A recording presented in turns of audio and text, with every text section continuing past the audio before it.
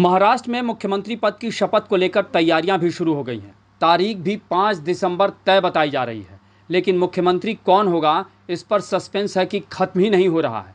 और यही वजह है कि महायुति की महाविजय को लेकर महाविकास अघाड़ी या कहिए तो विपक्षी पार्टियां तंज कस रही हैं और कई तरह के सवाल भी उठा रही हैं। एक तरफ शिवसेना उद्धव गुट के संजय राउत लगातार निशाना साध रहे हैं, तो अब महाराष्ट्र में महाविकास अघाड़ी की ओर से सबसे खराब प्रदर्शन करने वाले पार्टी एनसीपी शरद पवार गुट के प्रमुख शरद पवार यानी सीनियर पवार ने चुप्पी तोड़ी है। और जब उन्होंने चुप्पी तोड़ी तो फिर सत्ता पक्ष पर बिफर पड़े। सीनियर पवार ने आरोप लगाया कि इस बार महाराष्ट्र चुनाव में सत्ता का गजब दुरुपयोग और पैसे का इस्तेमाल किया गया है। उन्होंने कहा कि अक्सर ऐसी शिकायतें स्थानीय स्तर के चुनाव में सुनने को मिलती हैं, लेकिन इस बार विधानसभा चुनाव में पैसे और ताकत का अलग ही इस्तेमाल देखने को मिला और यही कारण है कि जनता में बेचैनी बढ़ गई है और उनमें निराशा बढ़ती जा रही है। शरद पवार ने कहा कि संसद में विपक्षी सांसद सवाल उठाते हैं तो उन्हें बोलने नहीं दिया जा रहा है, उनकी मांगें नहीं मानी जा रही है। ऐसे में अब जनता को एक जन आंदोलन तैयार करने की ज़रूरत है, नहीं तो ऐसा लगता है कि देश में संसदीय लोकतंत्र प्रणाली नष्ट हो जाएगी। शरद पवार यहीं नहीं रुके, उन्होंने ये भी कहा कि ये दिलचस्प है कि इतना स्पष्ट बहुमत होने के बाद भी अभी तक सरकार नहीं बन पाई, यानी जनता द्वारा दिया गया बहुमत महायुति के लिए कोई मायने नहीं रखता और ये जो कुछ भी हो रहा है वह राज्य के लिए बहुत अच्छा नहीं है। दरअसल महाराष्ट्र में 90 साल के सामाजिक कार्यकर्ता बाबा आडाब ने पुणे में ईवीएम के खिलाफ एक जन आंदोलन शुरू किया है।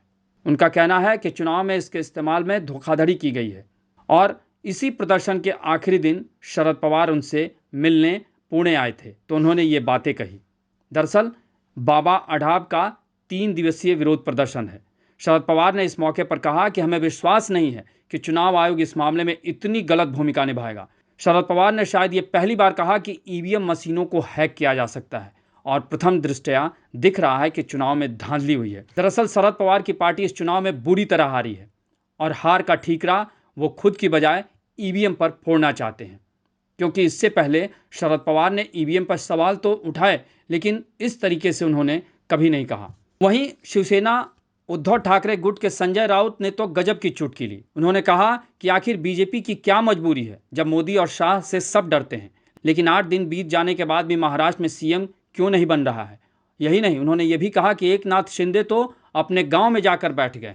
गौरतलब है कि 288 सदस्यीय महाराष्ट्र विधानसभा में इस बार महायुति गठबंधन को प्रचंड 230 सीटें मिली हैं, जिसमें से अकेले बीजेपी को 132 सीटें, शिवसेना ने 57 और एनसीपी ने 41 सीटें जीती हैं और यह बहुमत का आंकड़ा सिर्फ 145 है, जबकि महाविकास अघाड़ी की पार्टियों को बहुत बड़ा झटका लगा है।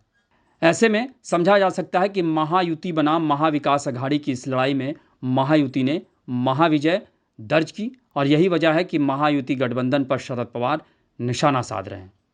आपको हमारी ये रिपोर्ट कैसी लगी उसे कमेंट बॉक्स में ज़रूर बताएं और अन्य खबरों से अपडेट रहने के लिए बने रहें हमारे साथ, क्योंकि हम हैं बुलंद भारत टीवी, ताकत आपकी।